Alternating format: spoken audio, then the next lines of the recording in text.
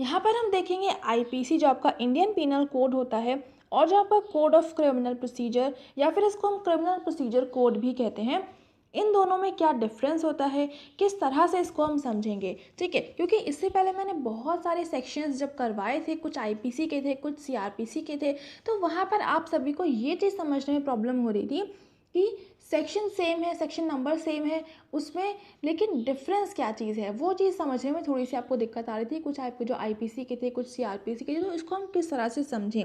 ठीक है, और इससे पहले एक हमारा वीडियो आया था क्रिमिनल जस्टिस सिस्टम का, तो वहाँ पर हमने बात करी थी आपके कुछ होते हैं प्रोसीजरल लॉ और कुछ होते हैं आपके सब्सटैंटिव लॉ। ठीक है, तो उसी के अंदर इन दोनों को डिफाइन किया जाता है, तो उसी के बारे में आज हम समझने वाले हैं। बेसिकली ये उसी का सेकंड पार्ट कह सकते हैं एक तरह से। तो यहाँ पर हम समझेंगे आईपीसी सीआरपीसी क्या होता है, कितने सेक्शंस हैं, कितने चैप्टर्स हैं, क्या क्या इसमें इंपॉर्टेंट चीज़ें होती हैं, और साथ में सबसे इम्पॉर्टेंट वो है जो आपके डेथ पेनाल्टी होती है वो किस किस कंडीशन में एप्लीकेबल होती है। ठीक है, वो उसके बारे में हम समझेंगे, कौन कौन से सेक्शंस होते हैं जिसमें आपको डेथ पेनाल्टी की पनिशमेंट मिलती है, उसके बारे में हम समझेंगे।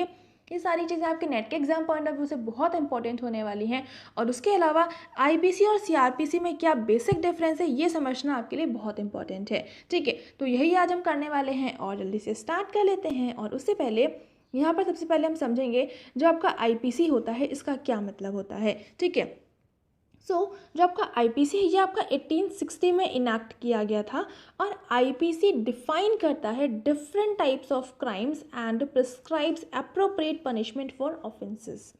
मतलब कि जो आपका आईपीसी है, जो आपका इंडियन पीनल कोड है, ये बताता है कि कितने तरह के आपके क्राइम होते हैं, और जो भी क्राइम होते हैं उनके लिए क्या अप्रोप्रिएट पनिशमेंट हो सकती है। जो भी वो ऑफेंस करते हैं, जो भी कोई क्रिमिनल ऑफेंस करता है, उसके लिए प्रॉपर उसको क्या पनिशमेंट मिलनी चाहिए, वो पूरी चीज़ यहाँ पर आपका आईपीसी में डिफाइन किया जाता है। ठीक है, इसमें जो ऑफेंसेस होते हैं वो अपने क्लासिफाई करे जाते हैं अलग अलग कैटेगरी में, जिसमें पहला आता है आपका ऑफेंसेस अगेंस्ट स्टेट, नेक्स्ट है armed forces, then public order, public justice, public health, safety, morals, human body, property, and offences relating to elections, coins, government stamps, weights and measures, religion, documents and property marks, marriage and defamation। तो ये आपकी अलग अलग यहाँ पर category हैं जिनके अंदर आगे के जो फर्दर क्राइम्स होते हैं उनको प्रॉपर अलग अलग क्लासिफाई किया गया है, उनकी पनिशमेंट के बारे में बताया गया है। तो ये सारी चीज़ें आपकी आईपीसी के अंदर डिफाइन हुई हैं। ठीक है, आईपीसी में टोटल आपके 511 सेक्शन हैं, ये पॉइंट बहुत इंपॉर्टेंट है। और उसके अलावा यहाँ पर जिसमें से 511 में से जो 330 हैं उन पे यहाँ पर पनिशमेंट के बारे में बात हुई है। मतलब टोटल 511 सेक्शंस हैं और इसमें से जो 330 सेक्शंस हैं, टोटल 330 सेक्शंस हैं, इसमें आपके अलग अलग पनिशमेंट के बारे में बताया गया है। ठीक है, सो ये लाइन बहुत इंपॉर्टेंट है और बाकी ये दोनों तो इंपॉर्टेंट हैं ही। ठीक है, तो ये हो गया, एंड अभी हम आगे मूव करते हैं। और यहाँ पर क्या है, ये जो आपका आईपीसी होता है, इसके अलावा जो आपका लोकल एंड स्पेशल लॉ होते हैं ये आपके पीनल प्रोविजन कंटेन करते हैं। बेसिकली यहाँ पर जो हम बात कर रहे हैं ये आपके सब्सटैंटिव लॉ हैं। ठीक है, यहाँ पर ये आपके सब्सटैंटिव लॉ का मतलब होता है ये आपके मूल आपके बेसिक लॉज हैं जहाँ पर पनिशमेंट के बारे में बताया जाता है। तो यहीं पर आईपीसी में तो सारी के सारी पनिशमेंट और डेफिनेशंस क्राइम के बारे में वो सब बताया गया है। उसके अलावा यहाँ पर कुछ आपके लोकल और स्पेशल लॉ होते हैं जिनको कि प्रोसीजरल नहीं, सब्सटैंटिव लॉ के अंदर इंक्लूड करा जाता है, लोकल लॉज और स्पेशल लॉज। ठीक है, ये भी आपके पेनल प्रोविजंस ही होते हैं। लोकल लॉ जो होता है is applicable to a specific area और ज्यूरिस्डिक्शन। लोकल एरिया किसी एक स्पेसिफिक एरिया या फिर किसी एक स्पेसिफिक ज्यूरिस्डिक्शन तक ही लिमिटेड होता है, और जो आपके स्पेशल लॉ होते हैं ये एप्लीकेबल होते हैं किसी एक पर्टिकुलर सब्जेक्ट को लेकर। ठीक है, ये जो लॉ होते हैं इनैक्ट किए गए हैं from time to time mainly to deal with the new emerging forms of crime and to protect the interest of the weaker sections of society.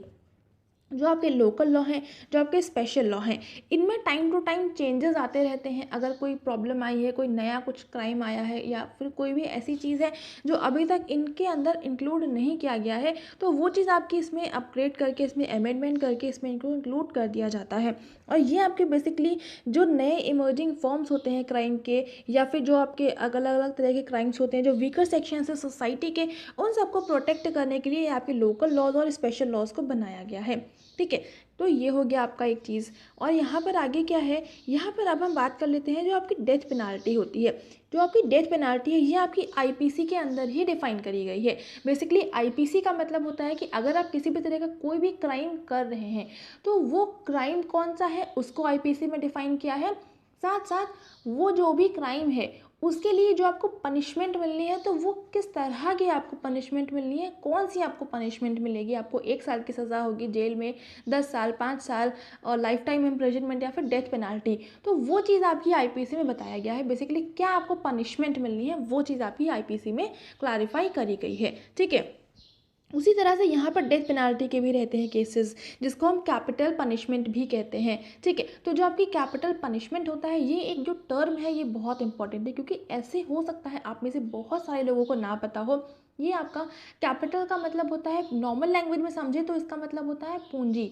पूंजी का मतलब आपका ओवरऑल पूरी जो चीज़ होती है, जैसे कि मतलब कहीं पर इन्वेस्ट कर रहे हो, तो वहाँ पर जो आपकी टोटल इन्वेस्टमेंट है उसको हम बोलते हैं कैपिटल इन्वेस्टमेंट। मतलब कि आपकी जो पूरी पूंजी लगा रहे हैं, जो पूरी इन्वेस्टमेंट कर रहे हैं, वो चीज़। लेकिन यहाँ पर आपका कैपिटल पनिशमेंट से थोड़ा सा डिफरेंट हो जाता है।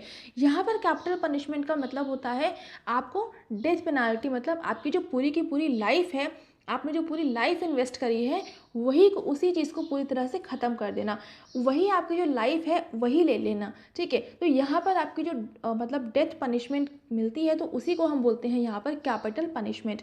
तो ये टर्म बहुत इंपॉर्टेंट है, इसको याद कर लीजिएगा, हो सकता है आपके एग्जाम में ऐसा कुछ क्वेश्चन बन जाए। ठीक है, तो यहाँ पर आपके ये सारे कुछ सेक्शंस हैं जिन केसेस में आपकी डेथ पेनाल्टी दी जाती है, मतलब कि आपको आपको सेंटेंस टू डेथ का पनिशमेंट मिलती है।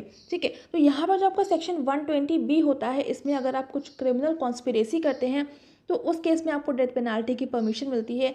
सेकेंड है आपका सेक्शन 121, यहाँ पर war against government of India. Section 132, इसमें अगर आपने म्यूटिनी का केस होता है, म्यूटिनी का मतलब होता है अगर आप कुछ किसी चीज़ का विद्रोह करते हैं, रिवॉल्ट करते हैं, रिबेलियन वाली आपकी कुछ जो काम करते हैं, या आप किसी चीज़ को लेकर बगावत करते हैं, मतलब कुछ आप बिल्कुल गवर्नमेंट के अगेंस्ट बहुत ही मतलब अलग तरह का मतलब काम करते हैं, बिल्कुल विद्रोही टाइप से काम करते हैं, तो वो चीज़ आपके 132 सेक्शन के अंदर आती है। ठीक है, देन नेक्स्ट है आपका सेक्शन 194। 194 में क्या है, false evidence to procure conviction for a capital offence. मतलब कि गलत एविडेंस देना जो आपकी कन्विक्शन है उसको प्रूव करने के लिए, उसको बढ़ावा देने के लिए कि आपने कोई भी कैपिटल ऑफेंस किया है, तो उस कंडीशन में आपका सेक्शन 194 लगता है, और यहाँ पर भी आपको डेथ पेनाल्टी की पनिशमेंट मिलती है। नेक्स्ट है आपका सेक्शन 302। सेक्शन 302 जो होता है वो होता है आपका पनिशमेंट फॉर मर्डर। सेक्शन 303 जो होता है punishment for murder bye life convict.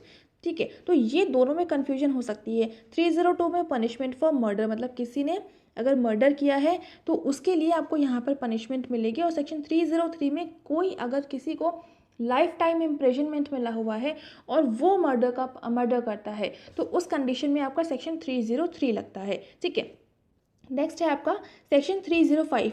इसमें क्या है, अबेटिंग सुसाइड, मतलब किसी इंडिविजुअल को सुसाइड करने के लिए प्रोवोक करना, उसको कहना, मतलब उसको इतना ज़्यादा अंदर से वो कर देना कि वो सुसाइड करने पर मजबूर हो जाए, तो ये आपका सेक्शन 305 आ जाता है। नेक्स्ट है सेक्शन 364 का एस पार्ट। इसमें है किडनैपिंग फॉर रैंसम, मतलब कुछ फिरौती या फिर कुछ थ्रेटनिंग वाले जो केसेस होते हैं, तो उस तरह की चीज़ों के लिए किडनैपिंग करना, तो वहाँ पर आपका सेक्शन 364A लगता है। सेक्शन 396 में क्या है, बैंडिट्री विद मर्डर, मतलब कि जो आपके डाकू वगैरह होते हैं तो उनकी हेल्प से मर्डर करवाना या मर्डर करना, या वो लोग अगर मर्डर करते हैं तो वो आपका सेक्शन 396 में आ जाता है। देन लास्ट है आपका सेक्शन 367 का ए पार्ट। यहाँ पर होता है रेप। अगर किसी इंडिविजुअल ने रेप किया है तो उस कंडीशन में उस पर ये आपका सेक्शन लग सकता है और यहाँ पर भी आपकी डेथ पेनाल्टी की पनिशमेंट मिलती है। ठीक है, तो ये सारे कुछ आपके सेक्शंस होते हैं जहाँ पर आपकी डेथ पेनाल्टी के केसेस लग सकते हैं, डेथ पेनाल्टी का सेक्शन लग सकता है। तो ये सारे सेक्शंस इंपॉर्टेंट हो सकते हैं, तो इनको याद कर लीजिएगा। ये आपके एग्जाम में क्वेश्चन बन सकते हैं, इसमें से कोई भी क्वेश्चन बन सकता है, तो इसको बहुत अच्छे से याद करिएगा। और ये जो आपका सुसाइड वाला और जो मर्डर वाले हैं, ये आपके क्वेश्चन कई बार देखने को मिले हैं, तो इन चीज़ों को बहुत अच्छे से याद रख लीजिएगा। और जो आपका क्रिमिनल कॉन्स्पिरेसी है, ये भी आपका इंपॉर्टेंट बन सकता है। और ये जो लास्ट वाला है सेक्शन 376A, ये भी आपका इंपॉर्टेंट हो सकता है, तो इन सबको बहुत अच्छे से याद कर लीजिएगा। ठीक है, तो ये हो गया। एंड अभी हमारे